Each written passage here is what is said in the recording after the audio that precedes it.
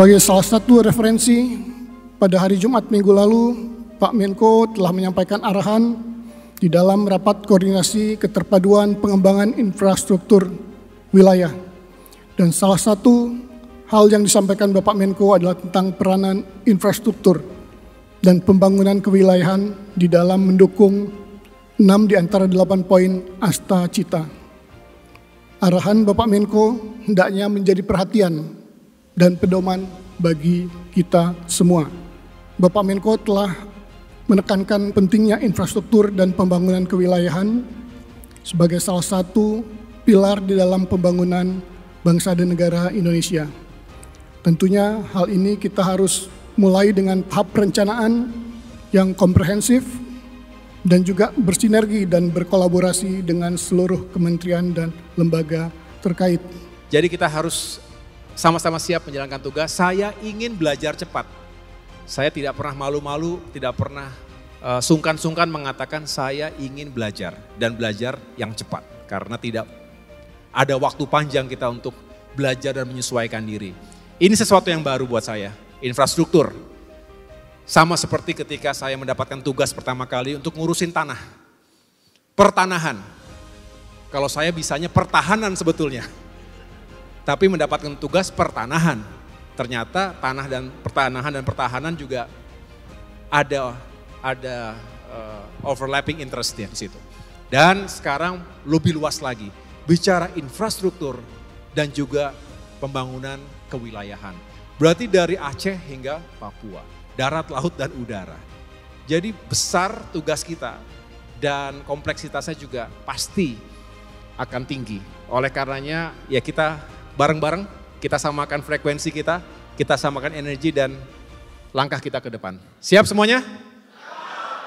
Kita harus melihat segala sesuatunya luas. Terutama Bapak Ibu yang ada di depan saya ini punya big picture. Tetapi juga harus ada yang mengawal technicalities. Karena percuma big picture tanpa pekerjaan teknis yang dikawal dengan baik. Tapi juga jangan sampai kita terjebak dalam hal-hal yang sangat teknikal. Kita lupa big picture-nya. Kita lupa bahwa kalau ada satu masalah, mungkin ini masalah. Tapi begitu dicek secara keseluruhan, jangan sampai karena satu masalah di sini menggugurkan konsep besarnya. Jadi selalu ada take and give, ada trade off dari keputusan yang kita ambil. Nah, kalau kita terjebak pokoknya semuanya harus tuntas dengan sempurna, saya khawatir kita kehilangan konsep dan gagasan besarnya. Tapi juga tadi saya kembali ke prinsip awal tadi, attention to details, jangan sampai kita semangat sekali bicara konsep besar Indonesia begini-begini, tapi tidak membumi. Tidak di follow up dengan konsep-konsep yang lebih pragmatis, lebih praktis dan taktis. Jadi ini juga pelajaran yang saya dapatkan bahwa pada akhirnya kita kombinasikan antara visi besar dengan penjabaran di tingkat operasional dan teknis yang visible, yang reliable and acceptable. Nah kalau ini bisa, saya rasa apapun kebijakan yang kita kawal ini bisa sukses. Ya. Yang sudah baik di zaman Bapak Menko Luhut Binsar Panjaitan kita lanjutkan. Setuju? Yang sudah baik, yang sudah bagus lanjutkan.